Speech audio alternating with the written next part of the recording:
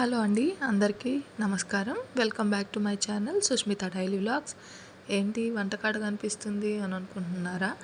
ఈరోజైతే మా Siddhu biryani అడిగాడండి. Non veg తినకూడదు కదా, సో వెజ్ బిర్యానీ చేద్దామని వచ్చేసాను. ఫస్ట్ అయితే ఆలుగడ్డలు కట్ చేసేసుకొని ఉడకబెడదామని ఒక గిన్నెలో వేసేసుకున్నానండి. ఈరోజు స్కూల్ నుంచి వచ్చిన దగ్గర నుండి ఒకటే గోల్ అండి. మా సిద్ధు బిర్యానీ కావాలి, బిర్యానీ కావాలి. వాళ్ళ ఫ్రెండ్ ఎవరు బాక్స్లోకి బిర్యానీ తెచ్చుకున్నాడంట. అందుకోసం నన్ను బిర్యానీ చేయమని ఒకటే గోల మధ్యాహ్నం నుండి. సో నేను ఈవినింగ్ చేస్తా, నైట్ చేస్తా అని చెప్పేసి ఇక స్టార్ట్ చేశానండి.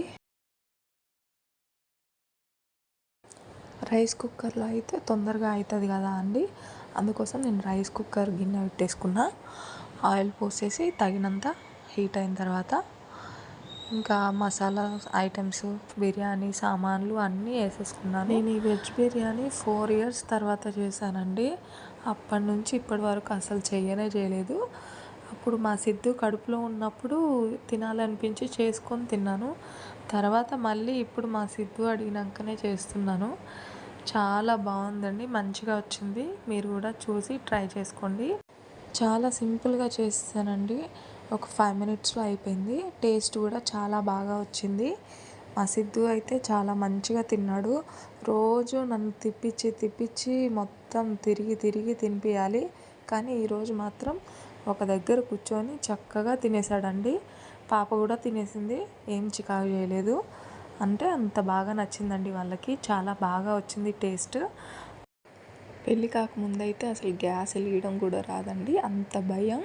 కానీ పెళ్ళైన తర్వాత అన్నీ నేర్చుకున్నాను. మా పిల్లలు ఏది అడిగితే అది చేసి పెడుతున్నాను. చాలా బాగా నేర్చుకొని వాళ్ళకైతే చాలా ఇష్టంగా తినేటట్టు చేసి పెడుతున్నాను. మా అమ్మ అయితే అదే అంటదండి, పెళ్ళి కాకముందు ఇటు పని చెప్తే అటు పోయేదానివి, ఇప్పుడైతే అన్నీ చేసి పెడుతున్నావు అని పిల్లలకి, ఏ రోజన్నా నాకు వండి పెట్టావా అనేసి అంటదండి. ఇలా ఆయిల్ వేడెక్కాక మసాలా ఐటమ్స్, బిర్యానీ ఆకు అన్నీ వేసేసుకొని వెజిటేబుల్స్ కూడా వేసానండి. క్యారెట్, ఆలునే ఉన్నాయండి, ఆ రెండు వేసేసుకున్నాను. చక్కగా సరిపడినంత సాల్ట్ వేసేసి కొద్దిగా మగ్గేంత వరకు ఉంచి మూత పెట్టేశానండి. చాలా చక్కగా ఉడికిపోయింది.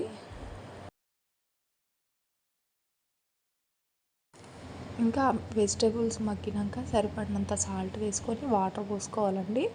వాటర్ పోసేసుకొని కొంచెం మరిగేంత వరకు ఉంచి తర్వాత నానబెట్టుకున్న బియ్యంని అందులో వేసేసుకోవాలండి. వేసేసుకొని మనం రైస్ కుక్కర్ మూత అయితే పెట్టేసుకొని 2 whistles వచ్చేంత వరకు ఉంచుకోవాలండి. 2 whistles వచ్చిన తర్వాత గ్యాస్ ఆఫ్ చేస్తే చాలు, బిర్యానీ అయిపోతుందండి. చాలా ఈజీగా అయిపోతుంది.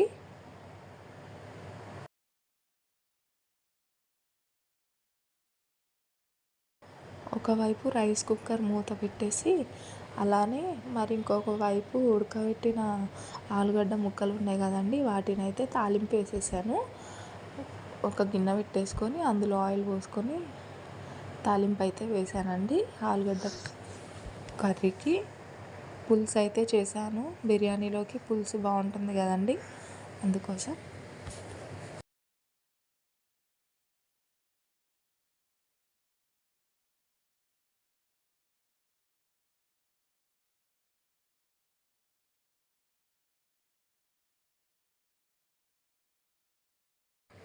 తాలింపు అయితే మగ్గిందండి. తర్వాత ఆలుగడ్డలు, ఉడకబెట్టిన ఆలుగడ్డలు తాలింపులో వేసేసుకొని చక్కగా కలిపేసుకున్నాను. కూర మగ్గిన తర్వాత టమాటాలు వేసుకొని సాల్ట్ వేసుకొని తిప్పేసానండి. చక్కగా మంచిగా మగ్గడానికి మూత పెట్టేసుకోవాలండి. తర్వాత ఇటు సైడ్ నేను బిర్యానీ మూత తీసానండి. కుక్కర్ మూత తీస్తే చూడండి ఎలా చక్కగా మంచిగా రైస్ అయితే చాలా బాగా ఉడికిందండి. ఎంత టేస్టీగా వచ్చిందో రైస్ కూడా. కూర అయితే మగ్గిపోయిందండి. ఇంకా కారం వేసుకోవాలి. కారం వేసేసుకొని తిప్పేసి కొద్దిసేపు మగ్గనిచ్చి తర్వాత వాటర్ పోసుకోవాలి. వాటర్లో కూడా ఒక 5 minutes మరిగినాక అప్పుడు చిక్కదనం అనేది వస్తుందండి. పులుసు చాలా బాగుంటుంది.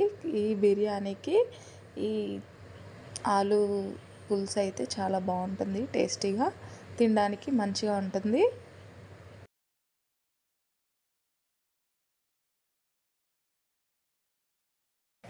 ఒకవైపు కూర మగ్గుతూ ఉంటే ఇంకోవైపు మా సిద్ధు చూడండి ఏం చేస్తున్నాడో, అన్నీ తీట పనులు చేశాడు.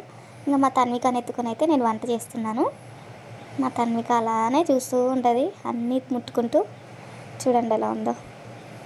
ఎప్పుడు ఎత్తుకొని తిరగాలండి, ఏ పని చేసినా ఎత్తుకొని చేయాలి. మా సిద్ధు అయితే లాస్ట్కి రిజల్ట్ చూడండి, సూపర్ తిన్నారు మంచిగా.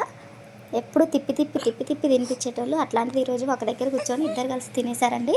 Thank you for watching.